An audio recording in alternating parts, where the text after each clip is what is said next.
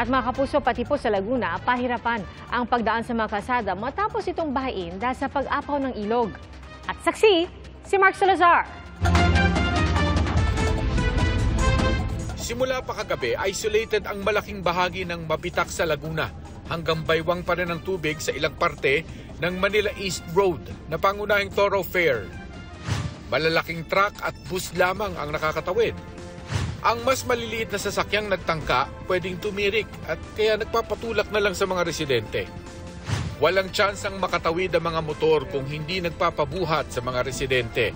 Ang baha ay epekto ng pag-apaw ng Mabitak Santa Maria River dahil sa walang patid na ulan kagabi. Sa Pila at Santa Cruz, Laguna naman, umapaw na irigasyon ang sanhi ng pagbaha. Ang mga taga-barangay Patimbao, ginising ng pagtaas ng tubig kanina. Mula po alas 2:30. Nang madaling... Apo, may tubig na po kami.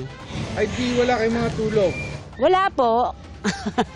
Ay doon po sa isang anak ko, pumunta ako, nakatulog ako alas 9. Paggising ko po, basa yung kutsyon ko. Pati kabuhayan nila ay nasalanta gaya ng mga itikan at babuyan.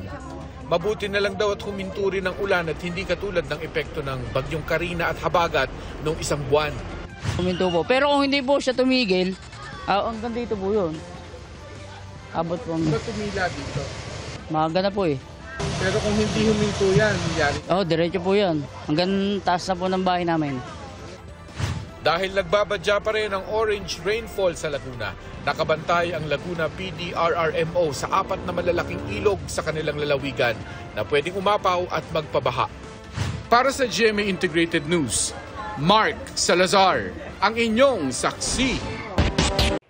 Mga kapuso, sama-sama tayong maging saksi. Mag-subscribe sa GMA Integrated News sa YouTube at para sa mga kapuso abroad, samahan niyo kami sa GMA Pinoy TV at sa www.gmanews.tv.